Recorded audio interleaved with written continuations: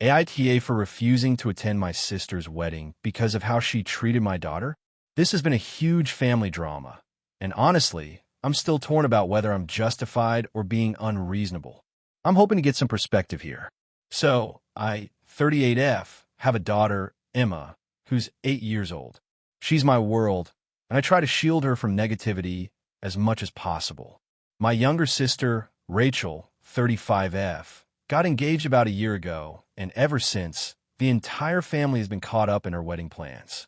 Now, the issue isn't the wedding itself, but something that happened during the bridal shower, which was about 2 months ago. A little background on Rachel. She's always been a bit controlling and perfectionistic, especially about family events. She tends to have very specific ideas about how things should be done and has been known to be quite blunt, sometimes harsh, if things don't go according to her plan. I usually keep my distance when it comes to those family gatherings because I don't want to get into arguments, but this time it was different. The bridal shower was at Rachel's house, and I brought Emma along because I didn't have childcare and the event was family only. Emma is sweet but shy and doesn't really mingle much with adults, so I made sure to bring some books and small toys for her. From the moment we arrived, Rachel was visibly annoyed that Emma was there. She made a few comments about how the shower wasn't a place for kids, but I reminded her that it was a family event and I didn't have anyone to watch Emma that day. She just rolled her eyes and told me, "Fine, but Emma better not ruin my decorations or be a distraction." Emma was well-behaved throughout the shower. She quietly played with her toys and read books in a corner. A couple of times, she tried to talk to the other kids who were there, her cousins who were roughly the same age, but Rachel kept telling them to ignore Emma because she was being a nuisance. That really hurt me because Emma was just trying to socialize, and Rachel's words made her withdraw even more. The breaking point came when Rachel's maid of honor, Claire, asked Emma to help with handing out favors. Emma was thrilled and ran to do it. But Rachel snapped at Claire, saying, "No kids should touch the favors. They're for adults only, and Emma will only mess them up."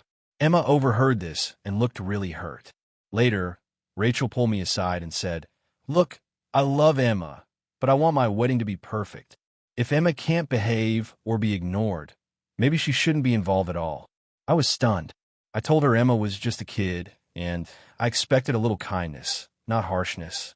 That night, Emma was crying and said she felt unwelcome and unwanted. I tried to call Rachel to talk it out, but she didn't pick up. I texted her asking for a conversation, and she replied coldly that this was not the time or place to discuss Emma.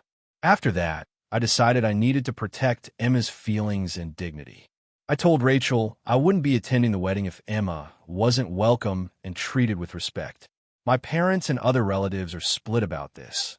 Some say I should just suck it up for the sake of family harmony, while others say Rachel was unnecessarily cruel, and I'm right to stand up for my daughter. Rachel sent me a message calling me dramatic and said I was ruining her special day. She accused me of being overprotective and suggested I'm making this about me instead of celebrating her. I haven't replied, and honestly, I haven't decided if I'll go. I feel torn because I don't want Emma to feel excluded or unwanted, but I also don't want to burn bridges with my sister or the rest of the family. So, Reddit, AITA for refusing to attend my sister's wedding because of how she treated my daughter at the bridal shower. If you enjoyed the video, don't forget to leave a like and subscribe to the channel. It helps the content grow and motivates me to create even more great videos. Turn on notifications so you don't miss any new uploads. By the way, I'm curious, when do you usually watch my videos? While working, studying, or just relaxing at home? Let me know in the comments. I'd love to hear from you. Thank you for your support. AITA for refusing to let my sister bring her dog to my wedding after she insisted it was essential for the ceremony and then tried to guilt trip me. So, this is a long story, but I'll try to keep it as clear as possible. I, 32F, am getting married next month to my fiancé, Mark, 34M. We've been together for almost 5 years, and the wedding has been in the works for over a year.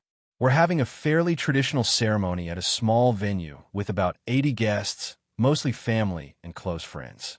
Here's the background. I have an older sister, Rachel, 35F, who has been the source of many family dramas, but this one has pushed me to my limit. Rachel is unmarried, no kids, but she's obsessed with her dog, a large golden retriever named Max. Rachel treats Max like her child and expects everyone to do the same.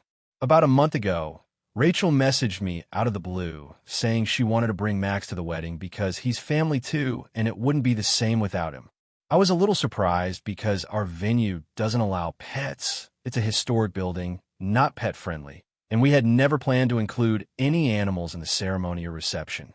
I explained to Rachel that the venue's policy strictly prohibits animals except for service dogs, and that including Max would be logistically difficult and potentially disruptive.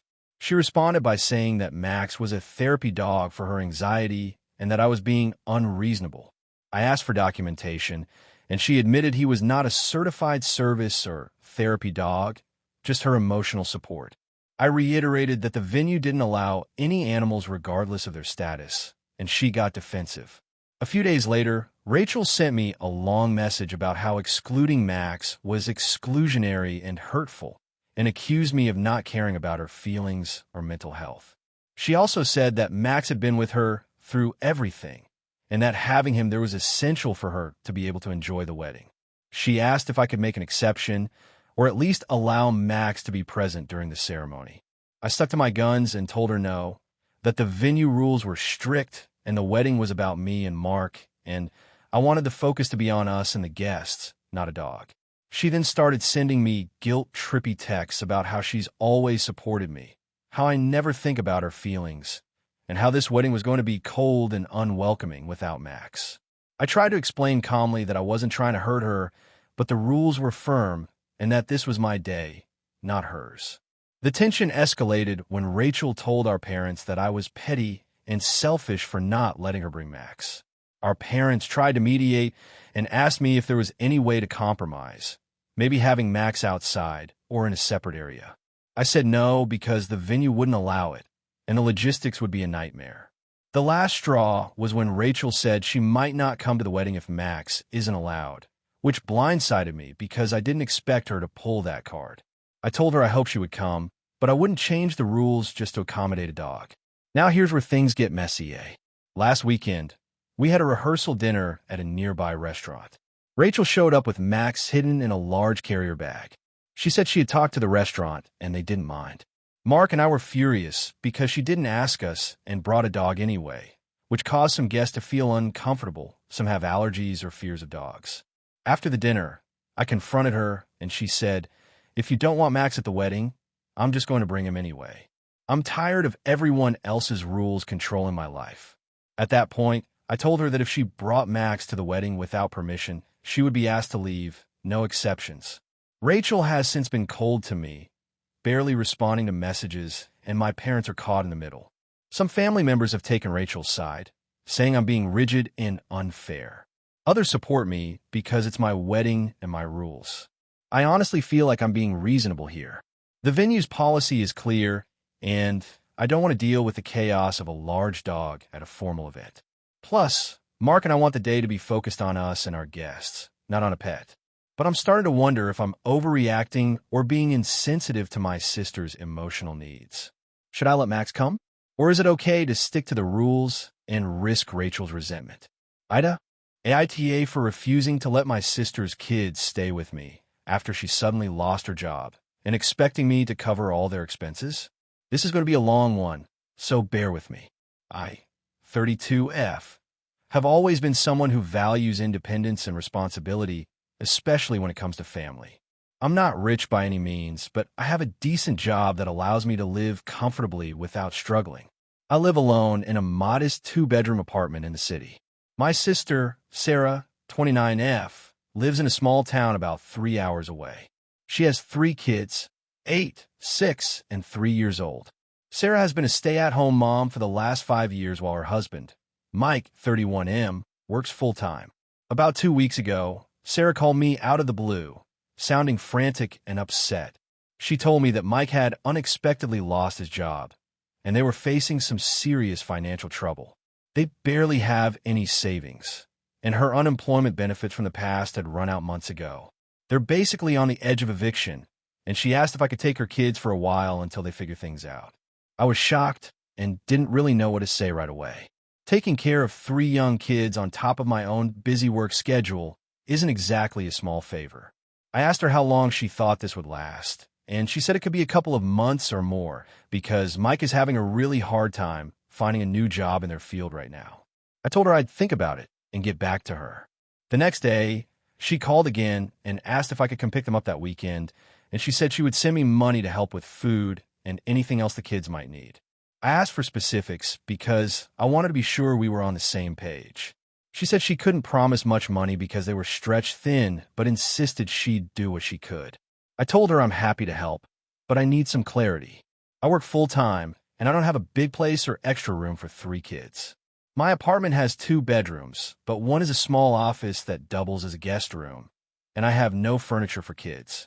I also don't drive, so I'd be relying on public transport to get them to and from school and daycare.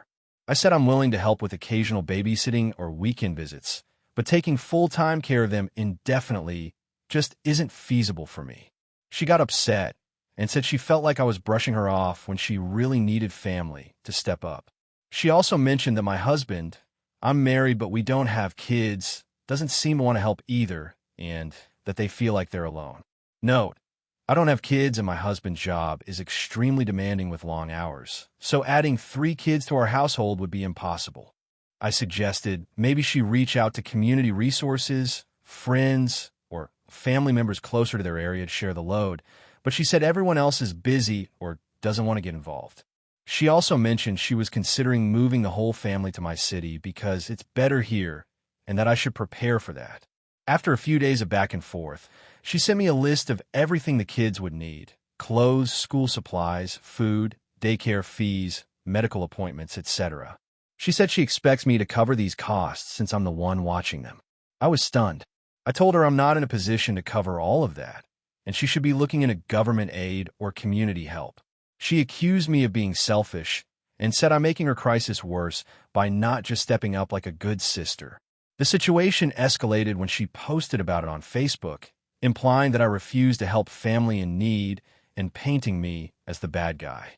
Some friends and relatives messaged me privately asking what's going on, and I explained my side. So far, I've offered to help with occasional weekend visits and babysitting, and I've offered to drive the kids to and from their extracurriculars sometimes. But full-time care? That's beyond what I can do. Now, I'm worried I'm being too harsh or selfish here.